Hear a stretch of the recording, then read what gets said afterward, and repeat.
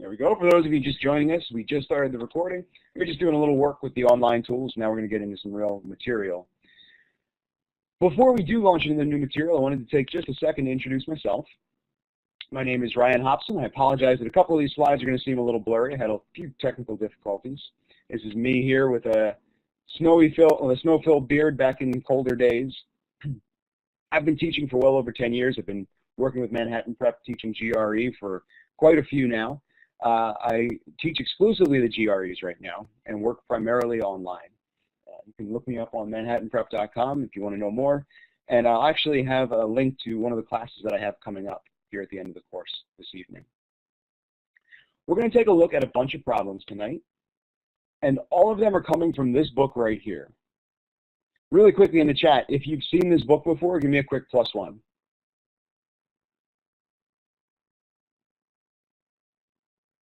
Nice. Okay, a bunch of you have. Yeah, this is one of our most popular pieces of literature right here. In fact, it's the only one of our books, to the best of my knowledge, to ever crack the Amazon Top 100 list. And not just Top 100 textbooks, but just all around Top 100 books, which we're pretty proud of. It's pretty cool. If you're not familiar with this already, this is literally a book that weighs 5 pounds and is just packed to the gills with GRE problems. It is a great source of practice problems if you have already done some studying and you're really looking to hone those strategies that you're using and get a lot of good repetition in. I highly recommend this one. The question type that I want to focus in on specifically tonight are the reading comprehension argument passages. Really quickly, on a scale of 0 to 10, 0 being I'm terrible at these questions, I'm always getting these wrong, they're the bane of my existence. 10 is I'm great at the argument questions, I wish the whole test could be argument questions. How well do you feel like you do with these? Tell me in the chat. 0 is awful, 10 is fantastic.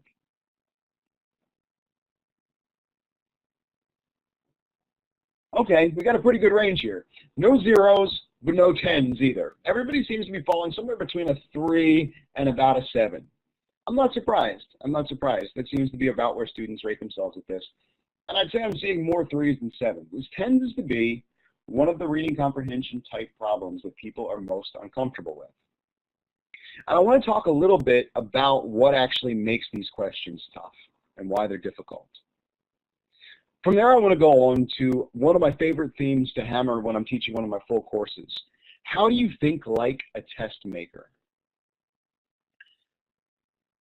The people that write these tests, they set traps for us. They intentionally, of course, make these things difficult. If you understand how that works, and if you understand the tricks that they use over and over and over again, it's much easier to avoid those tricks and to stay out of those traps. So we're going to talk about how to change your thinking a little bit on these problems. Then, my favorite part of the session tonight, I'm going to give you guys a quick ETS audition. Everybody know what ETS stands for, or rather what that organization is?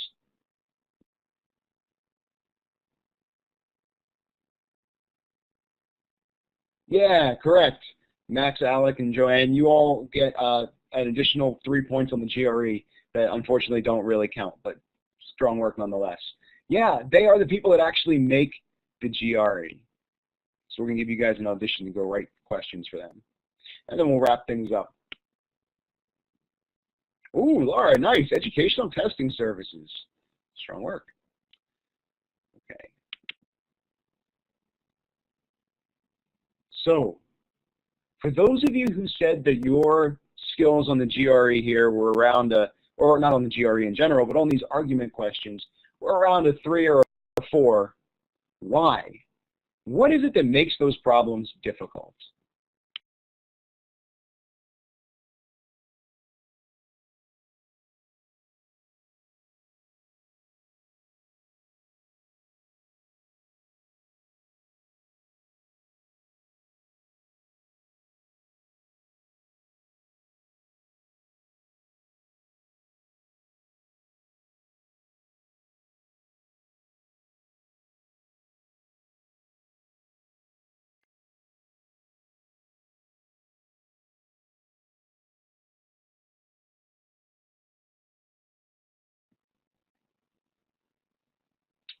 Okay, I got a bunch of good suggestions on what makes this tough. And not surprisingly, there was one answer in particular that was the front runner here. So many people said that they feel like when they are taking this, that there could be more than one answer and that it feels like it's subjective. How many of you have had this happen to you? You take one of these practice tests or you do one of these practice sets, then you flip to the back of your book, flip, flip, flip, flip, flip, you look up the answer and you go, no, I still don't agree with that. I still think my answer is right. Give me a quick +1 in the chat if you've had that happen to you. For those of you watching the recording who can't see the chat, it is scrolling through right now. Somebody actually gave me a +10. I don't know if that was a typo or if you really just 10 times endorsed that. But obviously, this is something that's happened to all of us. One of the things that I want to talk about tonight is how to identify the traps and the tricks that the test makers use and help to stay away from those tempting second answers. These other ones too. These are very common answers to this question of what makes the reading comprehension difficult. We will talk about how not to overthink these questions, specifically when we talk about the inference type questions. We're going to get you guys some practice and help get you familiar with these question and answer styles. This last one here, reading speed. There's a couple reasons why your reading speed might not be where you want it for the GRE. Of course, this happens a lot with my folks who happen to be speaking English as a second language. Sorry, I got a little tongue-tied there for a second. For my students who are speaking English as a second language, it may be difficult for some students who have learning differences, and it may also just be difficult for some students who just don't read that much. For this one in particular, we're not going to focus on your reading speed here tonight. But one of the things that I would recommend in general, if you feel like your reading speed is not up to snuff for the GRE, practice reading a lot. A lot. And when I say practice, I mean, yes, get something like the New York Times or the Economist or any source that you feel is going to present you information at a really high level. And don't just read for enjoyment. Read and really try to understand everything you're reading. One of the best exercises I can prescribe there is to take each paragraph and break it down into a 6-word summary. So look at that paragraph and say, okay, in 6 words or fewer, how can I sum up what this passage is saying, what this paragraph is saying? That's really going to force you to focus on the meaning and what's really important and teach you to ignore some of those kind of fluffy details that aren't as crucial to getting the meaning. That makes sense? For those of you who are looking to increase your reading speed, are you on board with that technique? Give me a quick +1 if you're with me. Question marks if it wasn't clear. All right, cool. Now, obviously, we're not going to do that exercise in class here tonight. That's something that I'm going to leave up to you to do on your own and to work on your own. What I do want to talk about is how you approach the answer choices. So before we get into how I think you should do it, tell me a little bit about how you're doing it right now.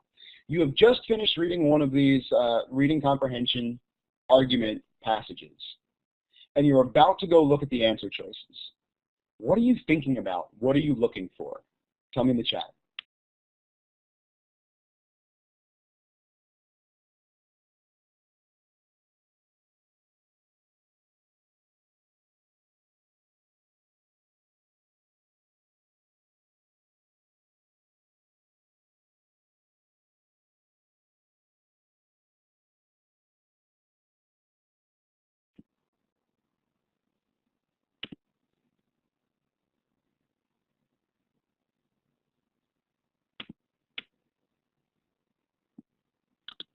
All right, I'm going to paste up some of the answers that I'm getting here, and I'm getting a lot of really good ones. A lot of really good ones. I'm not going to post every single one up here because I'm getting some that are in kind of a similar theme, but these are some of the ones that I think are particularly important. I like this idea of working for understanding in particular here. Give me 1 second, let me make this readable. Oh, Blackboard. There we go.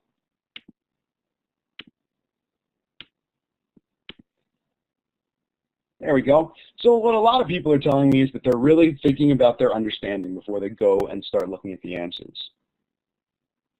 They're really trying to make that mental summary and have a good picture of what that passage was talking about before they look at the answer choices. Someone even told me, and I love this idea, that they're trying to formulate a prediction of what the right answer could be.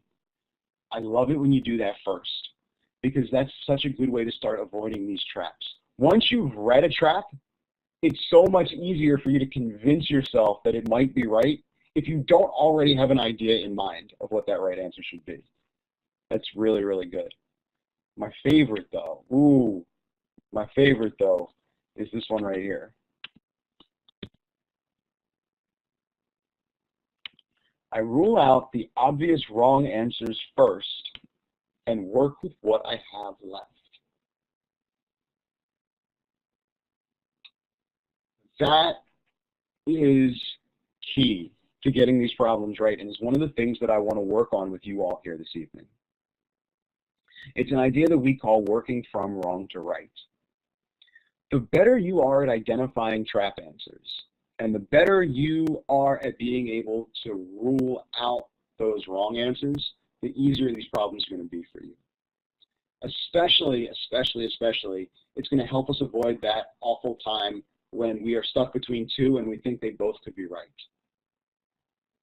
One other thing I wanted to point out really quickly, this is a little bit of a side topic here. It's a little bit of a divergence, but this suggestion right here,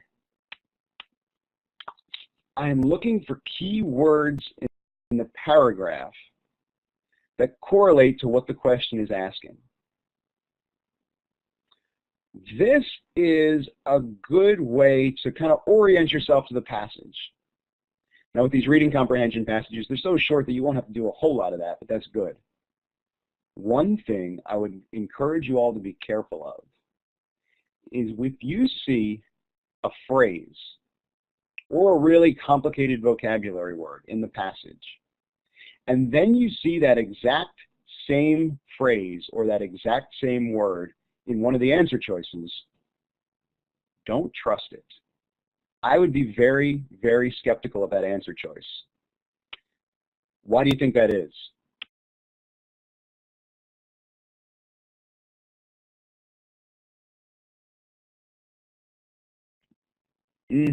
Yeah, people are unanimously saying in the chat there, it's a trap. And as soon as I see it with the exclamation points at the end, I automatically hear the Admiral Akbar voice from Star Wars in my head. It's a trap. It is. Absolutely. They're looking for people who didn't really understand the passage, but who zero in on that phrase being repeated. So it's not enough to make an answer choice wrong all on its own, but I definitely wouldn't trust it. Very good. Really quickly, I want to go back and touch on the question that Sarah had. Sarah, you were talking about that 6-word summary that I was suggesting. I was suggesting that as an exercise to help you practice reading and help you practice focusing on the main ideas of a passage. That said, on the real GRE, you will have scratch paper, and so you could, if you wanted to, actually write down notes like that. I don't necessarily recommend that, though, because the GRE is an open book test. You've always got that passage right there on the screen in front of you, and you want the understanding to be in your brain, not on your paper. So maybe a few notes if it helps kind of guide your thoughts, but it's not something I'd rely on too heavily. That make sense?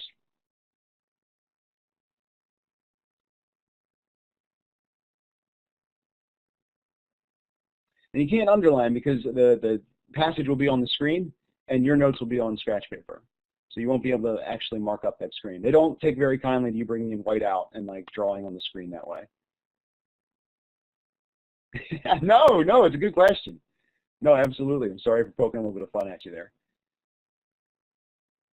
Yep. Passage will be here, and then each question will be right next to it. Yep, half and half. Yep. And for the really long ones, you can scroll. That really won't apply to the argument type questions, though, because they tend to be very short.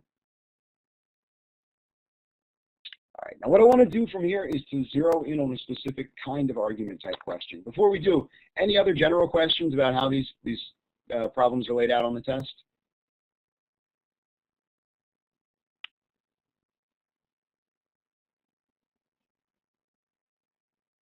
See somebody typing, so I'm hanging on for just a second here. Oh, if it's kind of unrelated, then I'm going to encourage you to hold it till the end. I'm going to stick around for a little while after class. So if it's something that's just about the test in general, I'm happy to answer that just after the session's over, okay? Cool, cool. All right. Then I want to talk about one of my favorite types of reading comprehension, argument type questions, and one of the most common, inference type questions. The reason I love these inference type questions so much is that students will work so hard to get them wrong. And a lot of it is because we're just coming at these inference type questions from the wrong direction. Let me give you an example here. I'm going to write the world's shortest reading comprehension passage up here on the screen.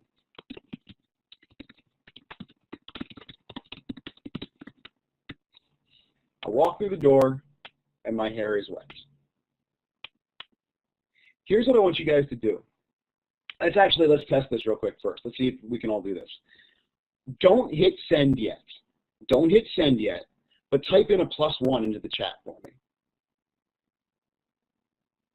Don't hit send yet. We're going to see who loses the game. Somebody always sends it too early. Patrick! Oh no, Patrick, you lost the game. Okay, now send them over. There we go. Okay, cool. The reason I like doing that is I like to give you guys all a chance to answer questions sometimes, and I like to see all of your answers kind of at once like that. It's tough when there's this many of you, but still, I like to use that as a way to get everybody involved. So, here is my incredibly short reading comprehension passage. I walk through the door and my hair is wet. Don't hit send yet. Don't do it. Don't hit send yet. But type into the chat for me, what can you infer from this sentence?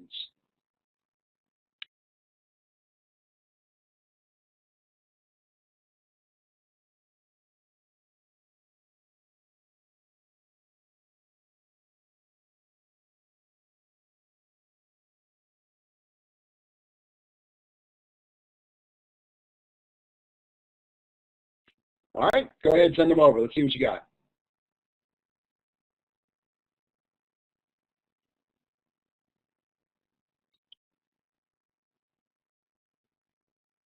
Ha! We are very firmly in two camps here, and students always are for this one. Most people, when asked about this, are going to take that word infer and use it in kind of a non-exact way, the way that we use it in just daily language. And what they take away from that word infer is, what clever explanation can I come up with? What wild hypothesis can I come up with to suggest a possible explanation for what just happened here? And so we get stuff like, took a shower, it's raining, went swimming. All of these are things that might be true. They might be. The real answers, though, are going to be things that we know have to be true. Things as simple as, my hair is wet, I walked through the door. Things that the passage explicitly told me. You guys get the answer between these two? Give me a quick +1 in the chat if you're on board for the difference between our traps and our answers. All right. Now that said, our answers don't have to be quite as simple as the examples that I've got on the screen here. From this sentence, what else do you know about me?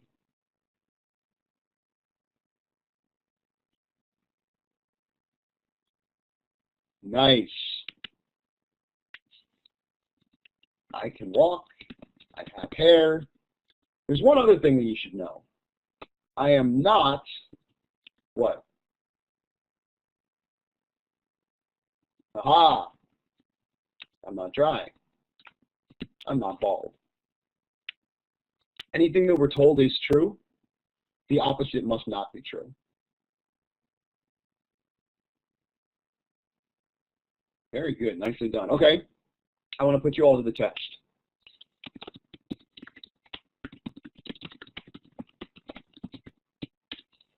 I look out my window and the leaves are moving. This one's not even your full audition yet. This one's just a mini audition. Don't hit send yet. Don't hit send yet. But I want you guys to write me a trap answer to the question, what can I infer from the sentence? And here, let me make this an extra level of difficulty. I want you to try to come up with something that you think no one else is going to say. So a trap answer that you think no one else is going to say.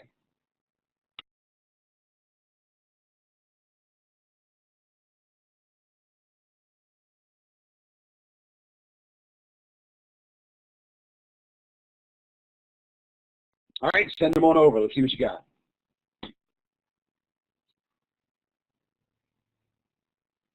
I like it. I like it. And what I like is that I'm getting more than just, it's windy outside. I love it. I love it. I love it. I think this is my favorite so far. They're all really good, but I think this is my favorite so far. A dragon sneezed and blew some leaves off the tree. I love it. Someone is using a leaf blower. It's autumn. Some child is shaking the tree. The weather is about to get bad. There's a hurricane. Oh, I love this one too. There is a spaceship landing on your neighbor's roof. That's another one that wins for originality. Not only did no one else in this class say that one, I don't think anyone in any of my classes has ever said either one of these two. Very nicely done. And some other things too. I'm inside. We don't know that for sure. We don't know that for sure. Okay. Now let's flip this around. Now I want to know what the real answers to the question, what can I infer from this would be? Again, don't hit send yet, but please go ahead and type them in. Some real answers this time. What could we infer from this passage?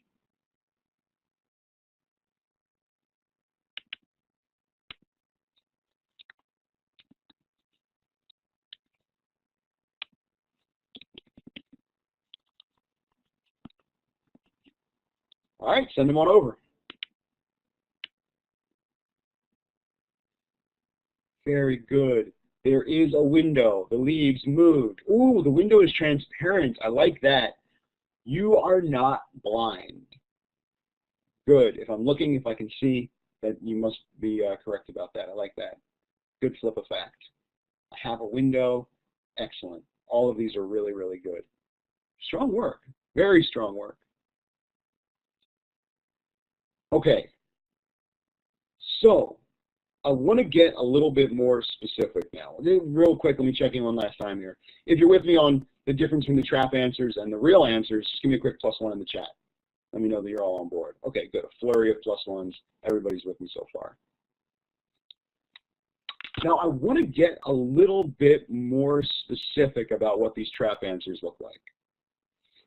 Because certainly this is a big category here. It's things that someone might reasonably assume might be true. But it's not the only kind of trap answer you're going to see on these inference type questions. For one thing, we know that we can't generalize. What that means is the only thing that we know anything about is what's in the actual passage itself. So for example, you guys told me that the real answer here is that we know that my hair is wet.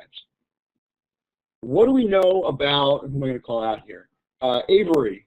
Avery, what do we know about your hair based on this passage?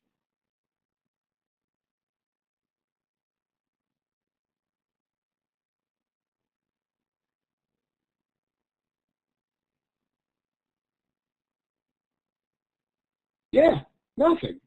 What do we know about Alex's or Carly's? Nothing. What do we know about everybody's hair? Nothing. Remember that. A good type of trap answer is a type answer that tries to generalize.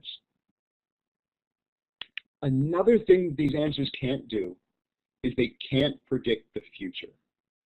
A trap answer that tries to predict the future is going to be wrong.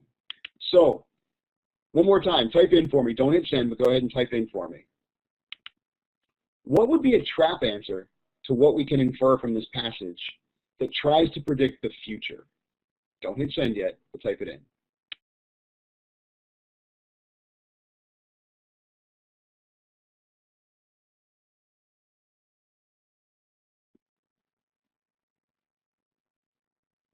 Okay, send them over. Let's see what you got.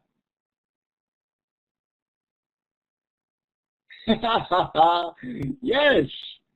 Yes, yes, yes. Anything that talks about what I'll do next. Am I going to dry my hair? We don't know. Am I going to mop the floor because I've been dripping wet hair juice all over it? Gross. No, I'm not going to do that necessarily. We don't know. Maybe I'm going to get ready to go out if I just got out of the shower. Maybe, but we don't know for sure. We don't know for sure what's going to happen in the future. And so anything that tries to predict the future is wrong. This one doesn't really apply to one of the ones that we've looked at so far. It will in a minute here. Be very careful about turning percent into numbers. Let me ask you a quick question here, guys. What's bigger? What's bigger? It's almost like a quantitative comparison problem here. 8% or 18%?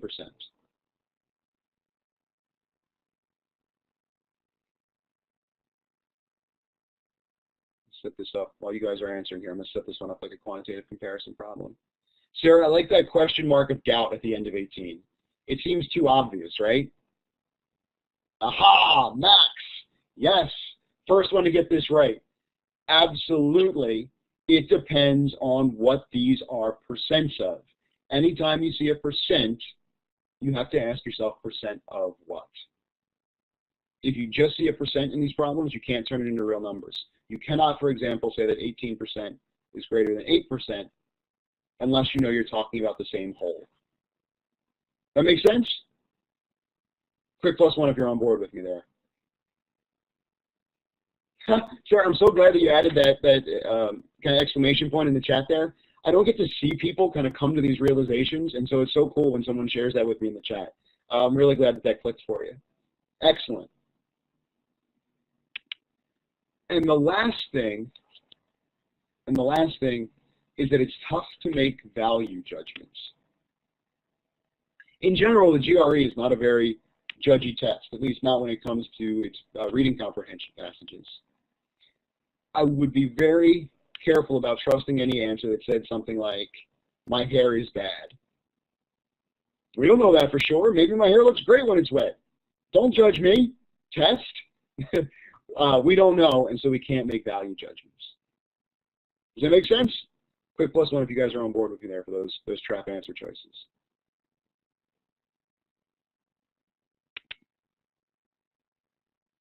Well, we're going to find out just how on board with these you are, because what I'm going to do is I'm going to copy these over, and I'm going to give you an argument passage from the 5-pound book. This is an actual one of our reading comprehension arguments, and in a minute here, we're going to look at the real answers to this problem. But before that, though, as I promised, I'm going to give you guys an audition to go write for ETS. Here are our types. Oops. Here are our types. Hang on a second. Let me get this back here.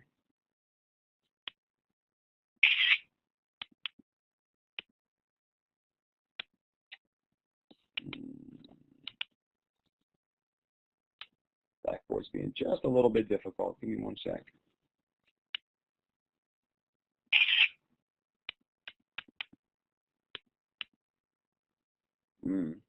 Okay.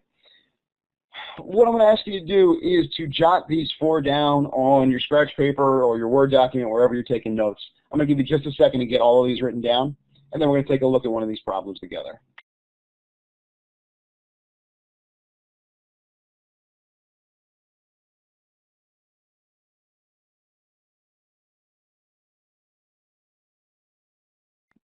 All right. So before I show you the real answer choices, I want to see how well you guys can do writing a trap answer that falls into one of those 4 categories. I'm going to give you 1:30 on the clock here, and I want you to try to be original. I want you to try to come up with something that no one else is going to think of, and it's got to fall. Oh, actually, sorry. Very quickly first, I'll give you a little bit longer than that, because I want to give you time to read the passage too. Sorry, that'll probably be helpful. So I'll give you 3 minutes altogether here. Please read this passage.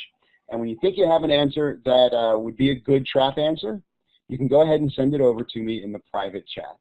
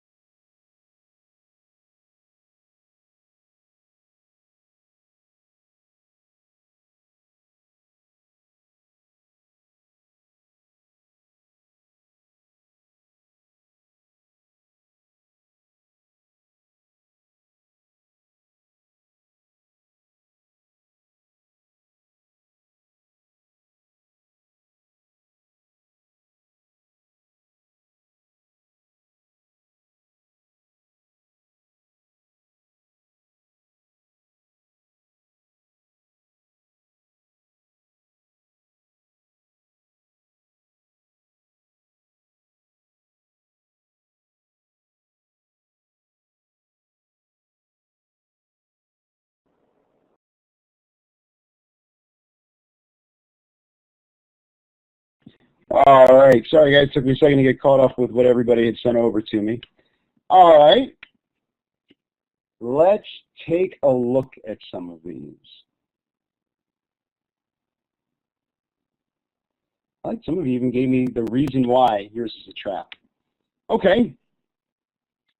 Let's take a shot here and see how good you all are at being test makers. I have taken 4 of your classmates' trap answers, and I have put them on the screen here, mixed in with the one real answer to this question.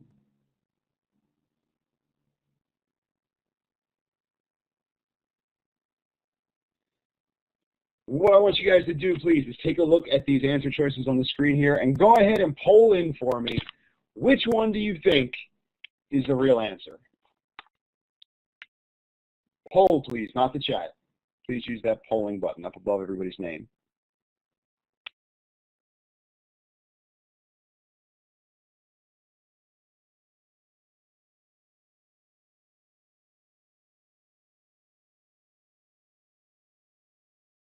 And if you're not sure, that's okay, but I'd like to see guesses in from everybody. I'm still waiting on a lot of answers here. There's no pressure. This isn't a real GRE question. This doesn't count for anything. But please let me see a guess next to everybody's name.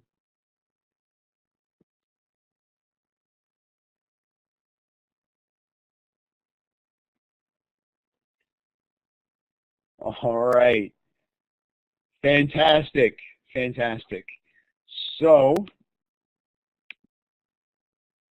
I like that there were a few brave souls willing to stand against the norm here and go with the answer they really felt in their brains was the correct one. Yes, no fooling you guys. You are right that the correct answer is B. But a lot of credit to whoever wrote answer choice C here. The average rent is higher than the average real estate price in Tuam and Galway. Very good. Very well done. You actually managed to fool a couple people on that one. Pat yourself on the back. Maybe you have a career ahead of you in test writing. Let's talk a little bit about why these are incorrect. If you can spot one of the traps here, and I know most of you can, and explain to me why it's a trap, I want you to give me a quick +1 there in the chat. I'll set that chat back to public, by the way, so please come on back to the main room if you haven't done so already. Good, good, good.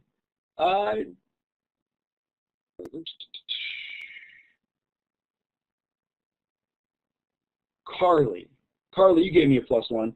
Grab the microphone for me. I want you to tell me which answer you can call out as a trap and why.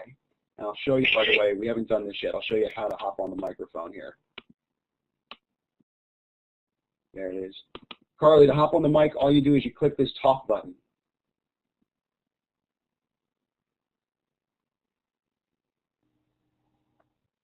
Hi, Carly.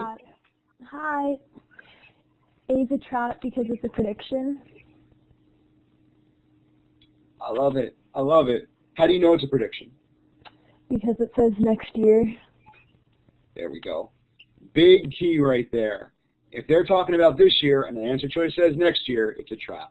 Strong work, Carly. Go ahead, hop off the mic there.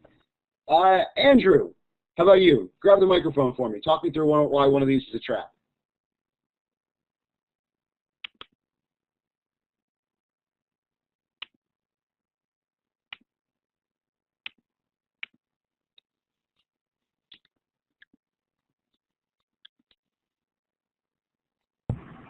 Hey, can you hear me? Sure can. I think with answer C, we're talking about percents and numbers and ratios, and given that we don't have a total for the percent, we can't really make a value judgment. I like that. Very good. Percents are not numbers. Yes, and so we can't say for sure which one's greater. We just know what the percents look like. Very good. Tell me in the chat real quick, guys, is there another one that fits into that category? Is there another one here that tries to use percents to mean numbers? Very good. Absolutely.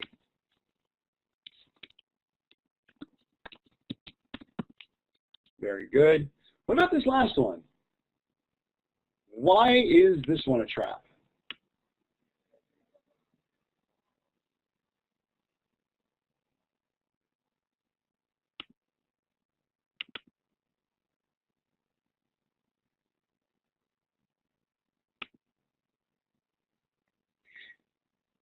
I can make a case, so the answers I'm getting in the chat here, for those of you watching the recording who may not be able to see that, are accurate. And yeah, I like that you guys are trying to stick to those categories that we talked about, value judgments and generalizations, for example. Predicting the future, it kind of defies those categories a little bit. I like this one as a trap.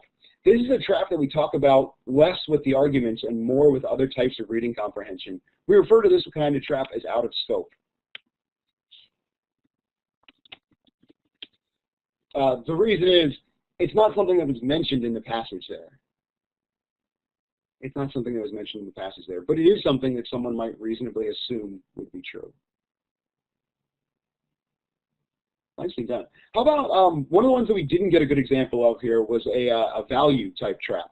Can everybody, or can anybody give me a value type trap answer here? We're going to break with GRE norms, and we're going to have an answer choice F.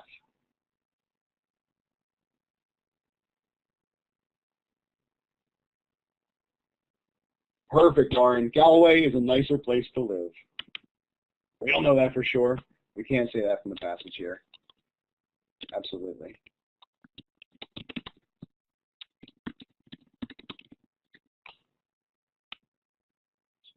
Right color, there we go. That is a value judgment.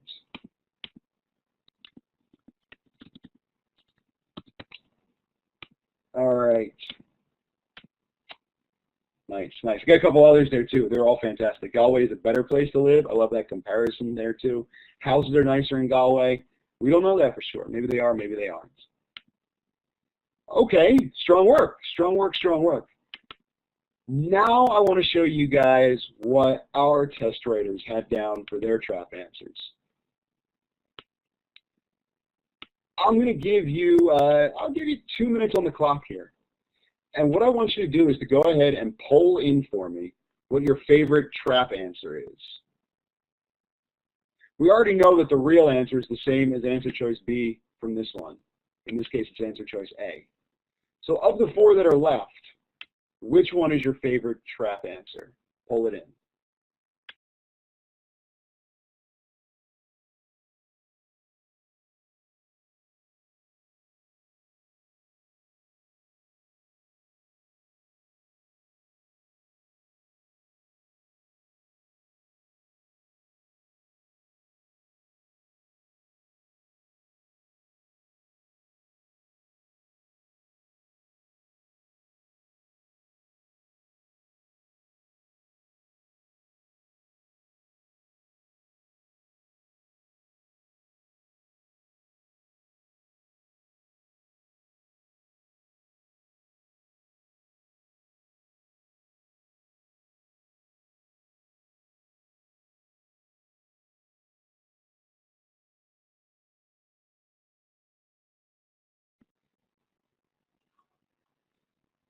All right.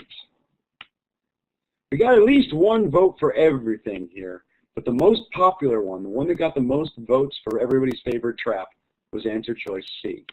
Why? What do you think was tricky about answer choice C? I'm going to set that chat back to public.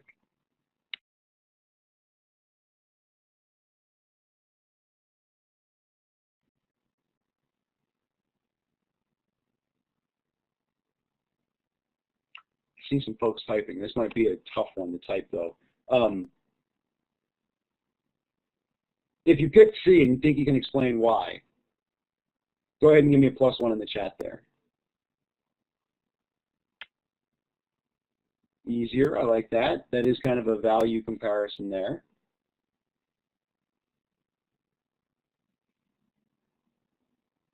What else don't you like about this one? I see some other people typing. Joanne and Julia, I'm hanging on just a second here. True, but it says has become, not will become. Will become would be the future, and absolutely I'd be with you there. Has become means it already happened. I got to push back on you a little bit there, Lauren. I like the way you're thinking, but be careful with that.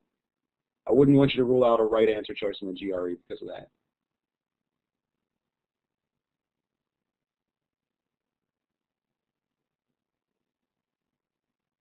I'll tell you the other thing that I don't like about this one, because we're short on time here, I want to give you a chance to look at one more problem before we wrap things up, is the idea that in the passage here, we were talking about cost. And suddenly they switch from cost to the ease with which we're renting these properties. That's a shift in scope. And you guys are right. This is absolutely a trap. I would not trust this one. What I would encourage you to do as you're going through and practicing these problems on your own is to actually categorize each one of these wrong answers. Categorizing these wrong answers is going to help train you to recognize them. And the more practice you get at excluding wrong answers, the easier it's going to be to pick out the right ones. We go ahead and let me give you another example here to work on your own. This time I've got the entire problem, and I've got those answer choices for you. I'm going to give you 2 minutes on the clock. When you think you have your answer, I want you to go ahead and please pull it in.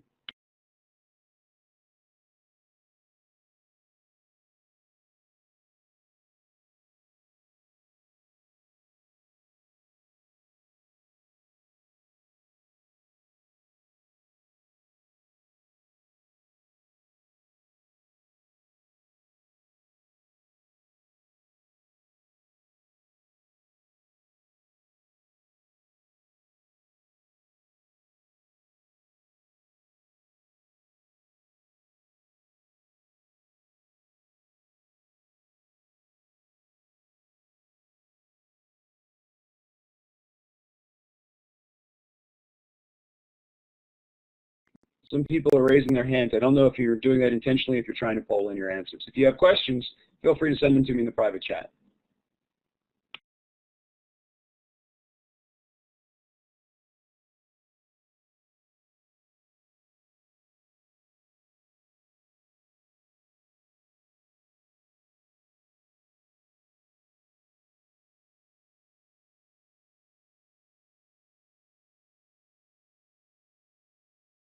All right, I've set that chat back to public.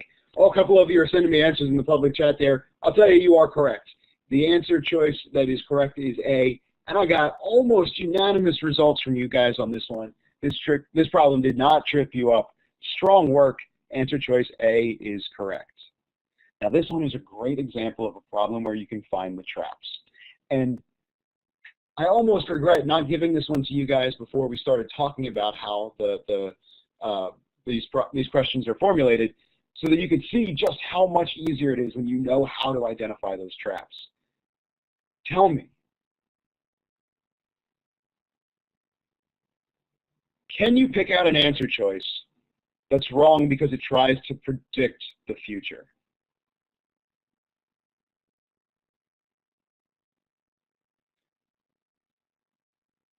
Look at that, look at that, look at that. Just by knowing that you shouldn't be trying to predict the future, we've gotten rid of 3 of them. This one even says in the near future.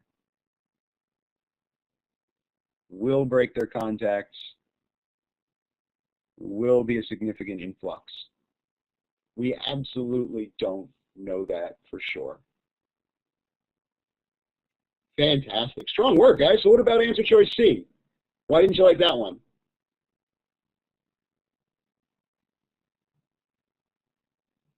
Now, it's not necessarily a value judgment. I'd push back on you on that one, Brandon, because it doesn't say research is better somewhere than it is somewhere else. That would be a value judgment. I like what you guys are saying, though, about generalizations.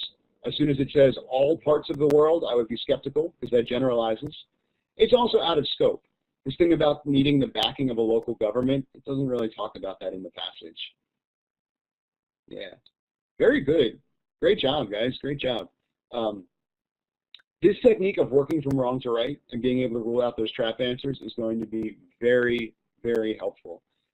Please make sure that you are practicing it as you do your actual practice with these problem sets. If you don't have problems that you can practice with, I encourage you to take a look at that 5-pound book. There's a ton of them in there. Yeah, but Lauren, I hope that I can convince you that it's a good thing to be looking for, those out-of-scope ones. Make sure that you're carefully restricting yourself to what's actually in that passage. Rachel, I put these up here really quickly, but I have to wrap up real quick, and then I'll come back to this so folks can see it if they'd like to. I just wanted to stress, guys, that I had a great time working with you all here tonight. We're just about at 9 o'clock, so I want to wrap up a little bit. Really fun for me to get to dive deeper into a topic that I really like. I love talking about inferences, and I love teaching these arguments. Generally speaking, when I talk about these, though, it is in the context of the full 8-class course. I would love to have the opportunity sometime to work with some of you in that setting. If you're interested, you can always check out manhattanprep.com. There's classes forming all the time. If you'd ever be interested in working specifically with me, there's a link on the screen there that you can click. I was hoping I'd be able to copy it as well. Yeah, Rachel, I will. I'll go back to that. I said to navigate away so we could wrap up. If you're interested in taking one of my classes, this one will be forming online here shortly. Wonderful working with you all. Thank you all for joining me. I hope that you have a fantastic night, and I hope that we've managed to move your score a little bit when it comes time for test day.